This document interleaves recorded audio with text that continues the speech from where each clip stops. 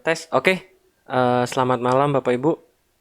Jadi seperti biasa, video mingguan kita review 5 saham yang paling banyak diakumulasi. Untuk minggu ini sahamnya bukan 5 tapi 6. Kenapa 6? Karena eh, ke-6 ini bandarmologinya dan TA-nya pun bagus semua. Jadi jujur saya agak bingung mengeliminasi satunya yang mana. Jadi untuk minggu ini khusus ada 6. Nah, ada 6. Tapi walaupun TA sama bandarmologi bagus, tidak menjamin garansi 100% minggu depan akan naik. Tapi setidaknya menurut indikator-indikator yang saya gunakan, ke-6-6-nya cukup oke. Cukup oke bandarmologinya, TA-nya, volumenya semuanya cukup oke. Jadi silakan dianalisa lagi aja nanti. Dan seperti biasa nanti di akhir sesi kita akan ada tanya jawab yang sudah masuk di sini di posting Q&A ini, dan nanti pada minggu depan itu list saham yang ada yang dikasih hari ini, yang 6 hari ini, yang untuk periode 10 sampai 14 ini akan direkap di tanggal 23. Contohnya seperti ini. Ini saham akumulasi minggu kemarin. Ada BTN, ada BNI, ada CTRA, ada Cepin, ada SMSM, ada ini HSG. Ini persentase pergerakan harganya. Nah, oke, langsung aja tanpa berlama-lama karena nanti Q&A-nya juga panjang. Sebelum kita mulai, ada hal baru, yaitu kita akan disclaimer dulu. Yang pertama, segala rekomendasi dan analisa saham hanyalah bersifat memberi pandangan saya dalam hal ini. Dan kami atau saya tidak bertanggung jawab atas kepentingan atau kerugian yang timbul. Keputusan investasi tetap di tangan Bapak Ibu semua. Yang kedua, semua yang terdapat dalam video ini, yang terdapat dalam video ini itu hanya sebatas opini penulis berdasarkan data. Tidak ada maksud mendiskreditkan emiten tertentu. Jadi semua emiten yang disebut nanti itu tidak tidak ada maksud lah, tidak ada maksud penulis untuk mendiskreditkan atau menggiring opini yang buruk atau opini yang lain terhadap emiten tersebut. Yang ketiga, nah ini yang paling sering salah paham. Broker atau sekuritas itu hanya kendaraan. Jadi semua nama sekuritas yang disebut dalam video ini itu bukan merujuk pada sekuritas secara institusi, tapi merujuk terhadap investor di balik transaksi sekuritas tersebut. Oke? Jadi langsung aja kita mulai. Saham yang pertama itu adalah Astra. Saham Astra ini breakout. Volumenya juga cukup oke. Kita lihat bandarmologinya. Di 1 minggu terakhir akumulasi, kalau kita lihat akumulasi ini secara TA breakout, kemungkinan bakal pullback dulu mungkin sekitar 5.300, itu cukup oke. Risknya di mana? Ya risknya di area biru sini. Jadi ini ada area risk, area risk, area risk, area risk. Area rewardnya diatur sendiri. Nah ini coretan saya dari dulu, belum saya rubah-rubah sampai sekarang. Nah itu yang pertama Astra. Yang kedua itu BBRI. Jadi untuk minggu ini entah kenapa list sahamnya itu kebanyakan blue chip semua. Mungkin blue chipnya lagi bagus-bagus ya. Buat Bank BRI ini status akumulasinya asingnya belanja semua, gila bagus banget ini BBRI. Kita lihat FF-nya. Nah, ini secara bandarmologi sudah cukup oke ya. Secara FF-nya kita lihat Bank BRI repo, BDM repo, kunci. Nah, ini buat Bank BRI. Bank BRI asingnya kita lihat dari ini kan outflow nih gede nih, malah naik. Kadang asing suka kayak gitu. Kita lihat dari tanggal 4. Nah, dari tanggal 4 akumulasi. Nah, kita 4 1 2 3 4 5 6 7 8 9. 9 hari. 9 hari ke belakang asingnya beli berapa? Kita lihat. 9 hari ke belakang asingnya masuk 600 miliar. Asingnya masuk 600 miliar. BRI oke sih. FF oke, BDM pun oke. Jadi dua-duanya udah mulai inline. Oke. Nah, nextnya saham apa? Selanjutnya yang ketiga itu adalah saham CTRA. Ini saham gagal breakout, simply gagal breakout. Cuma secara bandarmologi sih CTRA masih menarik ya. Kita lihat 1 minggu terakhir. Nah, secara bandarmologi masih menarik, retailnya jualan dan rasanya saham ini pun saham ini masuk di list akumulasi 3 sampai 7 ya. 3 sampai 7. Waktu itu turun 3,1%. Nah, di sini sampai sini turun 3,177%, terus sempat naik minggu kemarin, lalu sekarang turun lagi, akumulasi lagi. Jadi ya boleh dicermati lah, ini CTRA, menarik. Nah, selanjutnya ada apa lagi? Selanjutnya ada HMSP. Ini HMSP juga bandarmologinya menarik. Bandarmologinya ini cukup menarik untuk HMSP. Risk reward rasionya silakan diatur masing-masing lah. Ini HMSP menarik. Selanjutnya ada Wika. Nah, ini Wika ini bagi Bapak Ibu yang udah lama mungkin tahu, Wika PTPP itu dua favorit saya dibandingkan WSKT sama ADI. Alasannya kenapa ya? Alasannya masalah komposisi pendapatan itu di luar bandarmologi ya. Cuma ini sekilas untuk Wika, bandarmologinya retailnya jualan, akumulasi cukup besar, secara chart pun risk reward rasionya kalau saya lihat cukup menarik. Naik volumenya besar, turun volumenya nggak terlalu besar. Jadi Wika ini menarik. Udah 5 tuh. Nah, sekarang yang keenam itu adalah Japfa yang terakhir. Japfa ini sebenarnya kita udah mention juga di channel Telegram. Kita sempat mention untuk saham Japfa. Sebentar,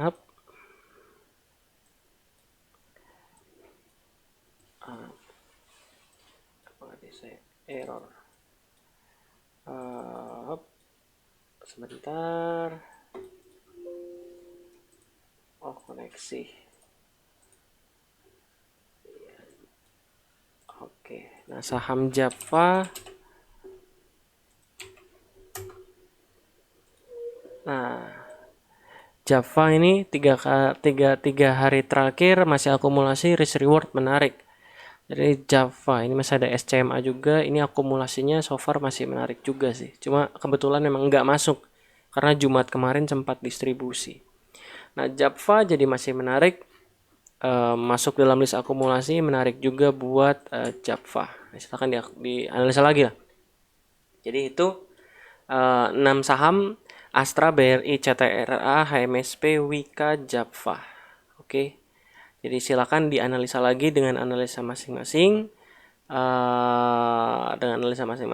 Jangan telan mentah-mentah. Dan sekarang seperti biasa kita akan bahas ini Q&A.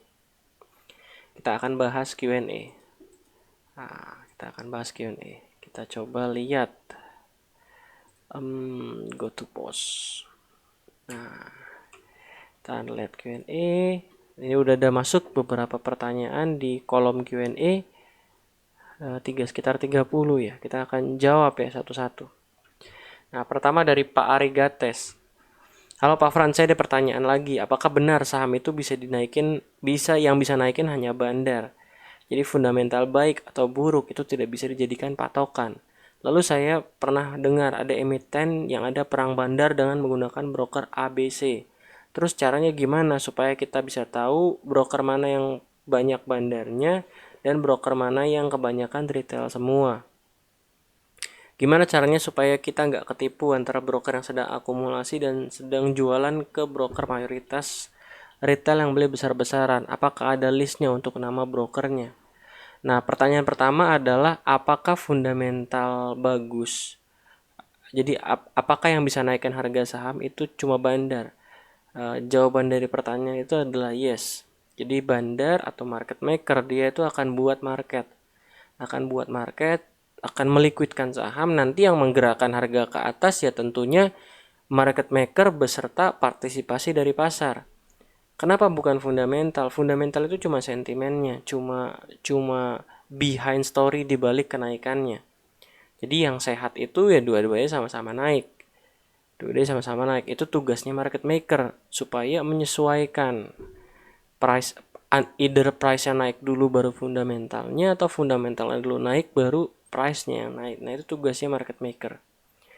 Nah, apakah retail bisa naikin harga saham? Bisa. Cuma investor retail itu nggak bisa jaga harga saham.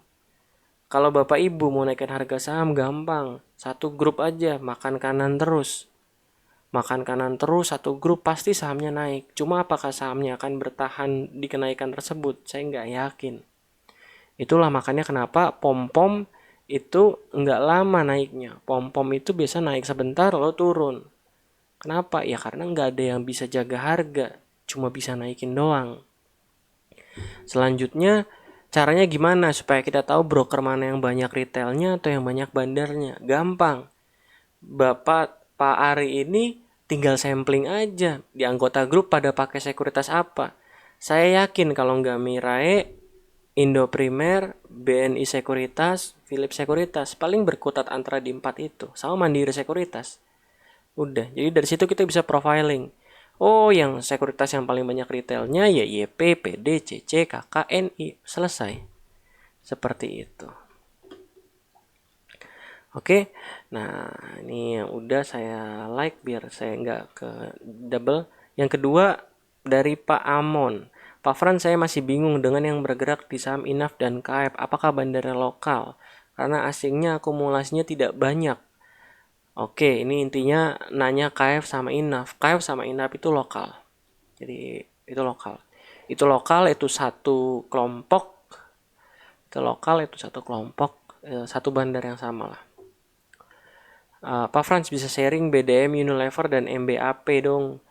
By the way, terima kasih review saham minggu lalu. Antara lain Cepin, Elsa, BTN, BBNI semuanya naik cukup signifikan sama-sama. Nah, untuk Unilever, kita lihat aja Unilever. Unilever BDM-nya Unilever. Untuk Unilever seminggu terakhir distribusi sih, distribusi cuma retailnya pun nggak kompak, retailnya cukup kompak, cuma nggak kompak-kompak amat sih. Kita lihat 2 hari kenaikan terakhir ada apa ya?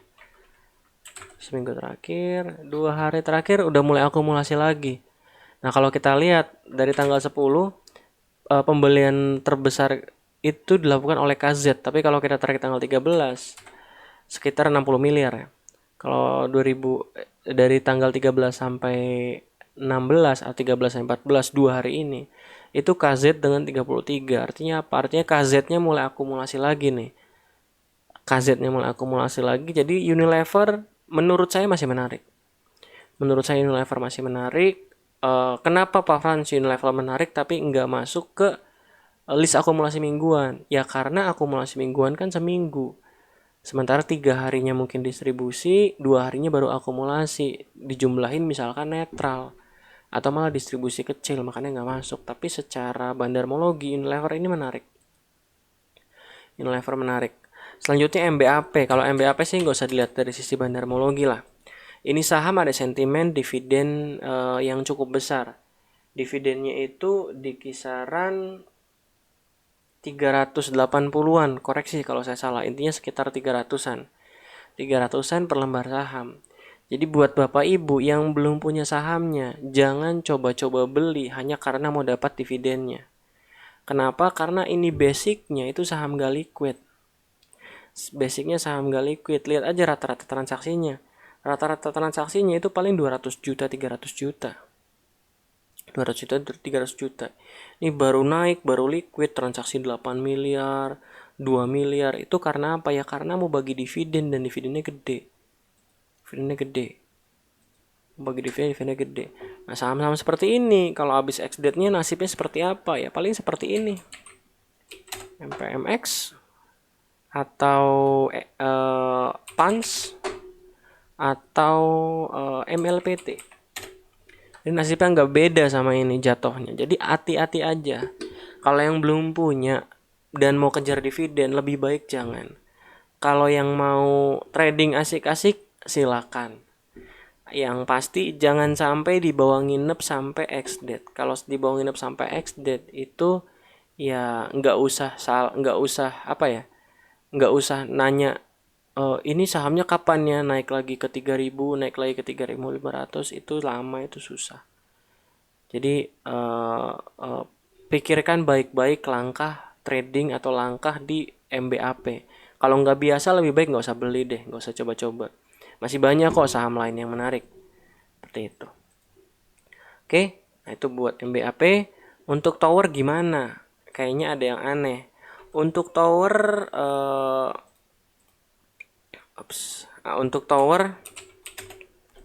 untuk tower, pandangan saya cukup sederhana. Sederhananya apa? Ini breakout. Saya di grup juga saya kasih sebenarnya. Breakdown, ini breakdown, gap down, udah gap down, breakdown lagi. Lalu volumenya tinggi banget. Jadi nggak menarik buat saham tower ini. Kita lihat seminggu terakhir aja. 10 distribusinya gede banget. Even yang makan bukan retail pun saya nggak terlalu suka sebenarnya sama saham. Sebenarnya dari awal saham ini 700-an pun saya nggak terlalu suka sama volumenya yang kelihatannya seperti di maintenance. Kalau kita lihat volumenya rapi. Jadi awalnya saya udah nggak suka. Jadi walaupun naik pun ya saya nggak masalah. Dan kalau kondisi sekarang, saya sih ngelihat lebih baik tunggu aja deh kalau mau mulai entry masuk lagi. Tunggu aja di 950-an. 950-an. Itu mungkin bisa ke situ. Itu buat saham tower. Saya nggak tahu di balik saham tower ada cerita apa. Katanya ada masalah keluarga, ada segala macam. Oh, saya nggak ngikutin. Kenapa? Karena saya nggak ngikutin ngurusin keluarga. Saya nggak suka ngurusan keluarga orang. Itu saham tower. Selanjutnya, Pak Frans mau tanya prospek harga saham dari industri beton, WSBP dan weton, apa masih prospektif? Eh, yang pasti kuartal 2 itu yang pasti 2020 akan terpukul ya. Karena kuartal 2 lihat aja rata-rata minus, WSBP minus, eh, weton saya belum lihat, cara nggak terlalu ngikutin. PPRE juga rasanya minus, cuma coba lihat di datanya. Cuma satu hal seperti ini, sama seperti yang saya sampaikan di live Instagram kemarin. WSBP itu sekarang murah secara harga. Cuma kalau kita lihat, tadi kan di awal saya bilang, kadang itu harga duluan daripada value perusahaan. Jadi mungkin harga WSBP sekarang itu udah price in dengan fundamentalnya di 2020. Mungkin loh ya. Jadi di poin di sini saya apa? Poin di sini adalah untuk Bapak Ibu membuka mata bahwa fundamental itu bukan sekedar angka yang tercatat di laporan keuangan sekarang. Tapi fundamental itu mengenai apa yang akan terjadi di masa depan atau forecastingnya. Nah, itu atau forecastingnya. Jadi buat WSBP atau weton ya silakan dilihat seperti apa. Kalau untuk 2021 sih saya sih lihat masih cukup oke. Dan kalau mau koleksi saya sih yakin sih nanti pasti earningnya, pendapatannya akan recovery lagi kalau semua udah mulai kembali normal. Dan sekarang pun udah mulai kembali normal tuh. Kita lihat aja dari kuartal 3. Kalau kuartal 3 udah oke lagi, udah normal lagi, ya uh, itu tandanya emiten ini berhasil untuk recovery. Seperti itu. Terus kalau harga sahamnya gimana? Harga sahamnya gimana? Untuk WSBP sih saya sih cukup apa melihatnya ini saham mungkin akan ke sekitaran 150-an dulu. Akan kita ke 150-an dulu. Ini kan pullback. Pullback, turun lagi. Jadi hati-hati kalau misalkan breakdown berapa nih? 165 breakdown apalagi volumenya gede, hati-hati. Mungkin 150 140 bisa. Seperti itu. Nah, ini yang lagi rame. Bahas gosip private placement BMTR dan MNCN. Banyak banget nih yang kena prank, yang pernah prank saham-saham grup MNC. Nah, yang kita tahu sekarang itu Pak Lo Keng Hong udah masuk dengan berapa ya? Coba kita cek. Kita cek di data KSE 5%.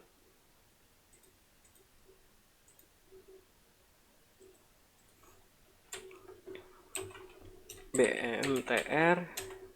Nah, Pak Lo Keng Hong udah masuk kok. Pak Lo Keng Hong udah masuk. Pak Lo Keng Hong udah masuk. Cuma average harganya kita nggak tahu. Average harganya kita nggak tahu. Nah, Pak Lo Keng Hong masuk BMTR ini hebohnya bukan main. Padahal saya nggak tahu hebohnya kenapa. Apa karena Lo Keng Hong beli saham? Maksudnya gini loh. Kalau kita mau cari saham Lo Keng Hong itu juga udah banyak yang udah kita tahu. Ada MBSS, ada PTRO, ada apalagi saya nggak tahu di Indi beliau masih ada atau enggak. Cuma ini kenapa BMTR hebohnya bukan main? Hebohnya bukan main. Jadi heboh banget. Cuma prediksi seperti apa? Cuma ya prediksi seperti apa buat saham BMTR ya dan MNCN. Menurut saya ini rame-rame soal Palo Keng Hong masuk BMTR itu nggak akan lama kok. Itu paling cuma seminggu, maksimal 2 minggu lah. Terus publik juga pasti udah lupa lagi. Publik udah lupa lagi. Nanti beberapa tahun kemudian biasanya beritanya naik lagi kalau saham BMTR naik. Palo Keng Hong untung sekian persen dari saham dari saham BMTR. Nah, jadi gitu aja. Nah, terus gimana nih? Banyak orang yang nanya, kita ikutan beli nggak ya Palo Keng Hong masuk BMTR? Ya, seperti biasa di video-video sebelumnya tentang Palo Keng Hongnya masuk PTRO pun, kalau kita mau ikut beli ya silakan. Cuma pastikan ketika kita ngikut beli, kita bukan cuma ngikut Lo Keng Hong beli, gue ikut beli. Pahami dalam pembelian Lo Keng Hong itu dalamnya ada psikologinya Pak Lo Keng Hong yang siap dibanting berapa puluh persen pun dia siap. Contohnya di mana? Contohnya di PTRO. Di PTRO bahkan sempat dibanting sampai 850, dia tetap ngoleksi kok, dia tetap beliin terus. Dia tetap nambah terus. Kalau lihat data ke saya waktu itu, saya sempat singgung juga di grup, ini orang nambah saham terus, gila. Nambah saham terus. Bapak Ibu kuat nggak kalau BMTR dibanting jadi 100 atau bahkan ke 70 atau bahkan ke 50? Kalau Keng Ho sih saya yakin siap. Kalau Bapak Ibu saya sih nggak yakin. Jadi pastikan time frame-nya juga sama. Jadi jangan cuma ikut-ikutan saham yang dibeli Lo Keng Hong pasti untung. Lihat berita di media Lo Keng Hong dapat dividen sekian persen, selalu untung ribuan persen. Jadi jangan cuma lihat itunya, tapi di balik itunya ada psikologi, ada time frame, dan mungkin ada analisa mendalam dari Pak Lo Keng Hong kenapa bisa sampai ambil BMTR. Seperti itu. Oke, nah selanjutnya Pak Fran, saham sektor mana yang masih tertinggal dan belum pulih? Dan yang pasti properti. Itu nggak usah ditanya, dari 2015 tuh properti sampai sekarang belum pulih-pulih. CPO rasanya udah mulai recovery. Batu bara juga belum recovery sih. Batu bara juga belum. Oke, bandar yang jiwanya halus. Waduh, pasti blue chip itu halus semua rata-rata. Halus tapi pelan-pelan. Pak, kalau ada beberapa broker retail yang sama di broker summary, baik net sell atau net buy, itu artinya apa? Eh, nggak bisa. Kalau jadi mereka cuma akan ada di salah satu sisi. Misalkan saham HMSP. Nah, mereka hanya akan ada di salah satu sisi.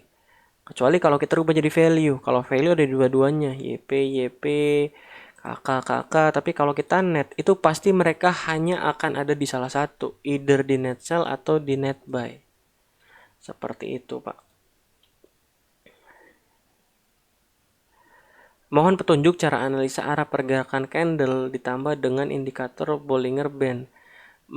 Mungkin lebih gampang Bapak Dwi untuk googling Bollinger Band, itu banyak banget di YouTube aja.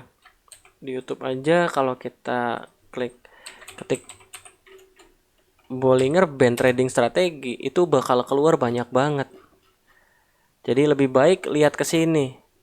Lihat ke sini aja. Mungkin nanti pun saya akan buat series video tentang TA, tapi silabusnya masih dipikirin dan masih dibuat. Jadi tunggu aja. IPTV Om, masukkah buat jangka menengah sampai 5G jalan? IPTV itu perusahaan apa ya? Saya cuma tahu itu saham grup MNC, cuma saya nggak tahu IPTV itu perusahaan apa. MNC Vision. Oh, First Media ya. Oh, apakah masukkah buat jangka menengah? Waduh, silakan dianalisa lagi ya. Kalau jangka menengah nggak terlalu saya nggak terlalu ngerti bisnis bisnis apa bisnisnya IPTV. Saya nggak terlalu ngerti bisnisnya IPTV. Silakan dianalisa aja. Saya 5G jalan, cuma yang pasti kalau saham-saham grup seperti ini itu geraknya barengan itu aja. Jadi saya bahas dari sisi saya. Jadi saham-saham grup itu biasanya geraknya barengan. Barengan. Jadi satu naik pasti akan semua naik. Nanti nih kalau ternyata BMTR ternyata naik terus, saya yakin MNCN, IPTV, Kepik bahkan Behit itu pasti akan ikut naik. Pasti akan ikut terkerek harganya. Yaitu sentimen satu grup lah. Yang punyanya sama, yang punya barangnya sama, yang punya supply-nya sama, ya pasti geraknya barengan. Prospek Adaro, SCMA, NKP minggu depan gimana? SCMA itu masih oke, masih menarik. SCMA masih menarik. Risk rewardnya cukup kecil. Nah ini kan dia lagi coba konsolidasi, area konsolidasi kecil, risk rewardnya cukup oke. Bandarmologi pun cukup menarik. Yang pasti kalau udah breakdown di bawah 1150 itu udah nggak oke. Cuma kalau masih breakdown di bawah 1200, kita masih berharap-harap lah tertahan di congregation area di sini atau demand area di 1150. INKP gimana? INKP itu bagus banget. Bandarmologinya bagus banget, hijau semua. Bandarmologi hijau semua. Cuma harganya tinggi banget, udah terlalu tinggi. Udah naik terus. Jadi ya kalau Bapak Ibu bisa ngatur risk reward rasionya silakan. INKP ini saham yang bagus banget bandarmologinya. Dari sini sampai sini rasanya akumulasi semua. Cuma ya risk rewardnya silakan dihitung aja, yang pasti INKP masih menarik. Adaro juga masih menarik kok. Adaro juga masih menarik. Ini sempat kita bahas juga di channel Telegram, saham Adaro menarik. Kemarin pun turun akumulasi rasanya. Jadi silakan aja buat Adaro. Masih banyak ya. Trading di saham yang fundamentalnya bagus, apakah dibenarkan untuk average down? Ya sah-sah aja. Tapi average down-nya pastikan pakai strategi. Jangan karena nyangkut turun average down, turun nyangkut average down, turun nyangkut average down. Itu sih salah. Tapi pakai strategi, maksimal average down-nya berapa kali. Nanti di akhir kalau ternyata sesuai skenario dapat harga average down-nya di berapa. Jadi kurang lebih seperti itu. Jadi jangan asal average down aja. Kalau asal average down nanti modalnya habis. Tiap turun 1% average down. Seperti itu. Oke, selanjutnya kalau prosedur buyback itu seperti apa? Seperti emiten main yang berencana mau lakukan. Apakah korporat akan pasang harga tertentu atau langsung HK di semua harga di offer? Paham di. Untuk buyback itu satu hal, emiten itu nggak boleh hajar kanan. Jadi cuma boleh pasang bid. Paling itu aja sih. Cuma boleh pasang bid dan biasanya ada batas harganya. Jadi contoh DMMX itu buyback tapi batas harga buybacknya itu 240. Jadi kalau harga 250 itu emiten nggak bisa buyback karena nggak sesuai sama prospektus. Seperti itu. Private placement udah dibahas tadi. MBAP juga udah dibahas. MBAP bukan saham repo, cuma lagi liquid karena ada dividen. Dan kemungkinan akan jadi dividen trap. Karakter broker AI kalau di market saya nggak terlalu familiar, tapi kalau di IPO biasanya saham-saham yang di IPO-in sama broker AI itu harganya akan bergerak cukup volatile. Itu kalau dari sisi IPO, tapi kalau bandarmologi biasa nggak terlalu ada pergerakan khusus. preference, penasaran dengan pendekatan BDM dan TS sebagai seorang trader. Apakah Bapak juga ada investasi long term di saham? Kira-kira seperti salah satu member channel tele Bapak yang saya baca dulu ya. Yang selain jago BDM dan oh, saham yang layak diinvest ya pasti saham yang produknya ada di mana-mana. Yang produknya ada di mana-mana, yang produknya akan selalu dipakai, misalkan Unilever. Dan tentunya yang sektornya defensif. Yang sektornya defensif. Sektor defensif itu apa? Contohnya sektor defensif itu consumer atau banking. Itu sektor defensif. Pak Jimmy Untoro. Kayaknya sempat saya bahas di video tentang ini deh.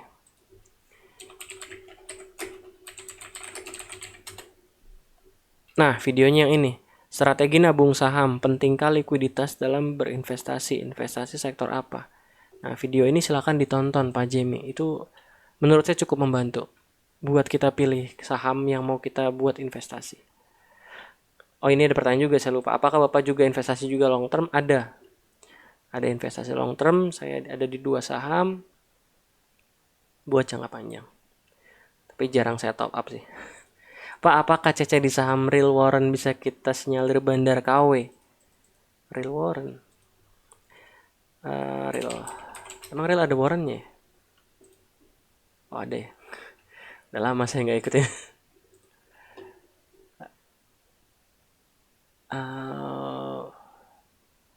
Real Warren apakah bandar KW? Oh, ini Warrennya udah berantakan soalnya udah jual kanan masuk kiri. Agak susah sih dianalisa karena udah terlalu lama periodenya. Mungkin harus spesifik periodenya sampai kapan. Karena kalau udah periode sebanyak ini itu udah mix semua yang masuk investornya.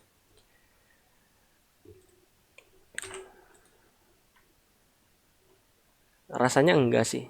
Mungkin pasti beberapa ada yang ditunggangi bandar. Beberapa ada yang tunggangi bandar, tapi kalau sekilas saya lihat sih rasanya enggak buat Real Warren.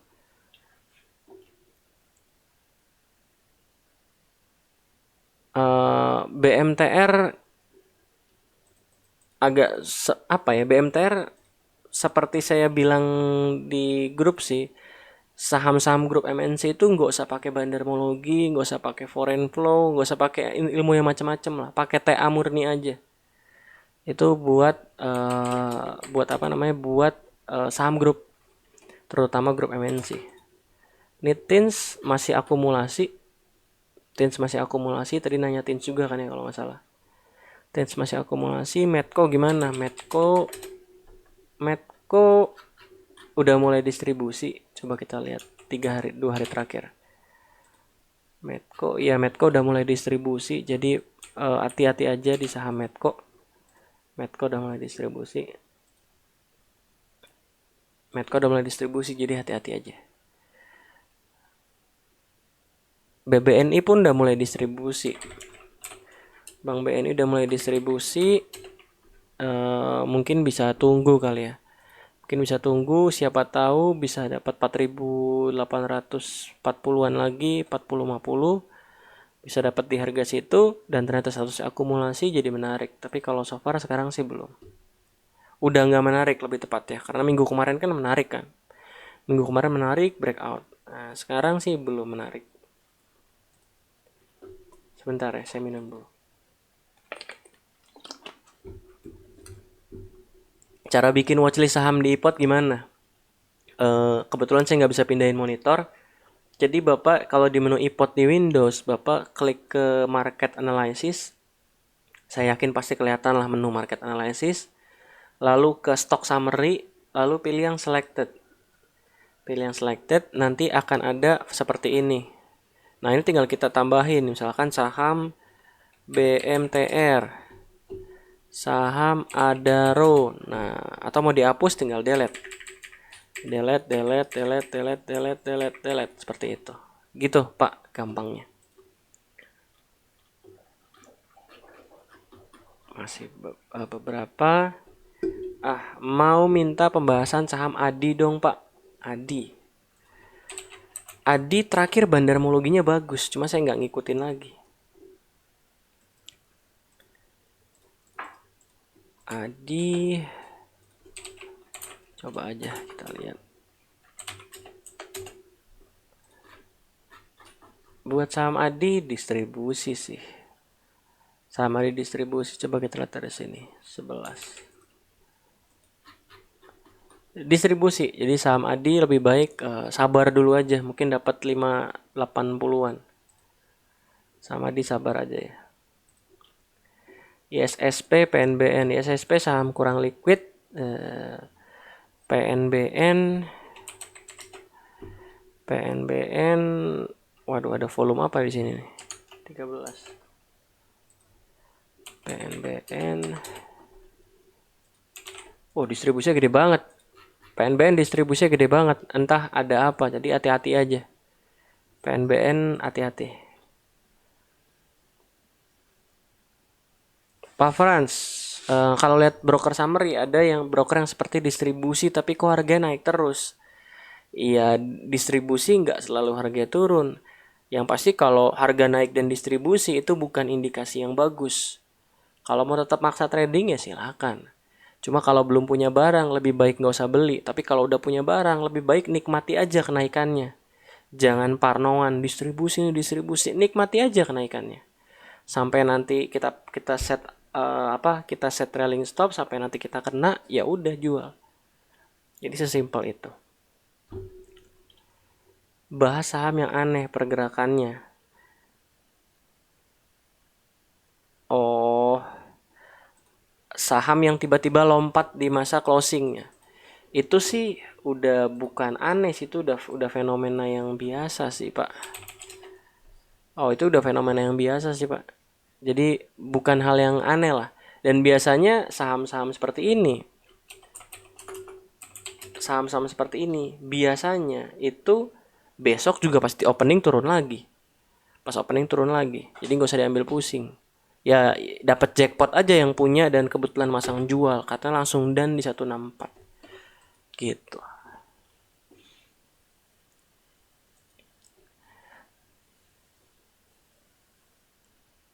Saham-saham apa saja yang partisipasinya asing besar dan bisa dianalisa foreign flow. Saham blue chip, banking, consumer itu rata-rata bisa semua. Unilever sudah. Unilever sudah.